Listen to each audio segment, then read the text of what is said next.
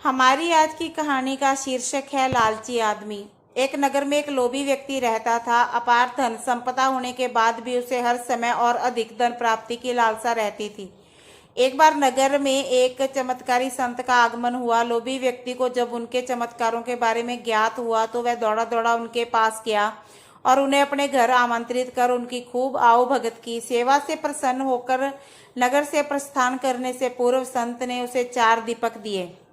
चारों दीपक देखकर संत ने उसे बताया, पुत्र, जब भी तुम्हें धन की आवश्यकता हो तो पहला दीपक जला लेना और पूर्व दिशा में चलते जाना।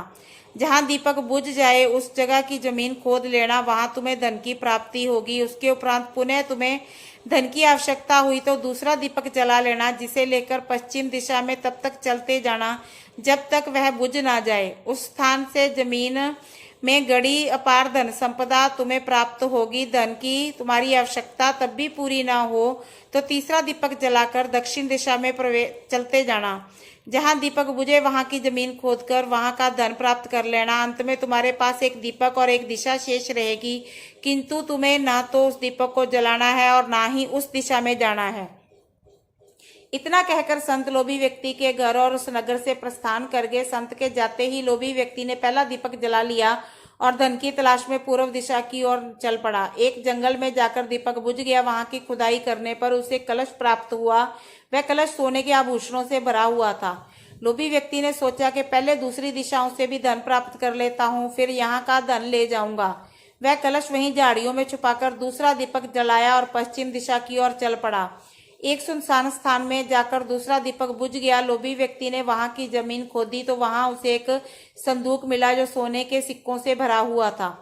लोभी व्यक्ति ने वह संदूक उसी गड्ढे में डालकर बाद में ले जाने के लिए छोड़ दिया। तब उसने तीसरा दीपक जलाया और दक्षिण दिशा की ओर बढ़ गया। वह दीपक एक पेड़ के नीचे जाकर बुझा।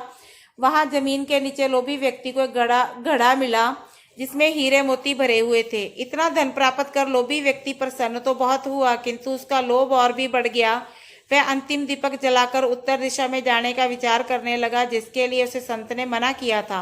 किंतु लोभ में अंधे हो चुके व्यक्ति ने सोचा कि अवश्य उस स्थान पर इन स्थानों से भी अधिक धन छुपा होगा जो संत स्वयं के लिए रखना चाहता होगा।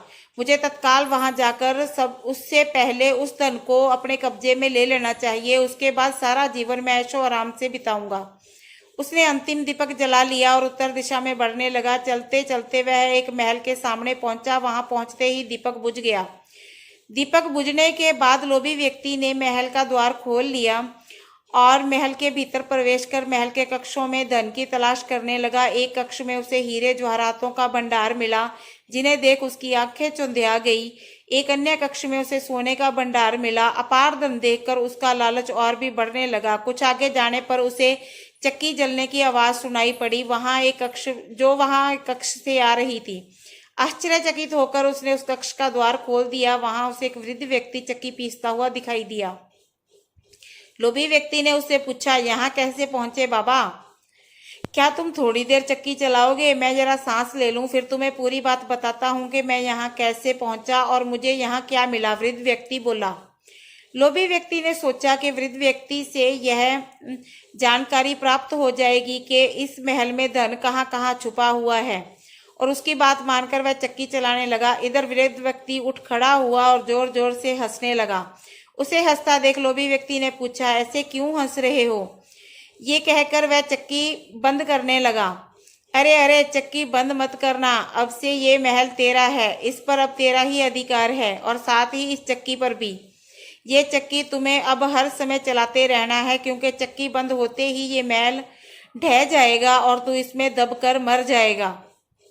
गहरी सांस लेकर वृद्ध व्यक्ति आगे बोला, संत की बात ना मानकर मैं भी लोभवश आखिरी दीपक जलाकर इस महल में पहुंच गया था। तब से यहाँ चक्की चला रहा हूँ। मेरी पूरी जवानी चक्की चलाते चलाते निकल गई। इतना कहकर वृद्ध व्यक्ति वहां से जाने लगा। जाते जाते ये तो बताते जाओ, इस चक्की से छुटकारा कैसे मिलेगा? लोभी व्यक्ति पीछे से चिल्लाया। जब तक मेरे और तुम्हारे जैसा कोई व्यक्ति लोभ में अंधा होकर यहाँ नहीं आएगा, तुम्हें इस चक्की से छुटकारा नहीं मिलेगा। इतना कहकर वृद्ध व्यक्ति चला गया। लोभी व्यक्ति चक्की पीसता और खुद को कोसता ही रह गया।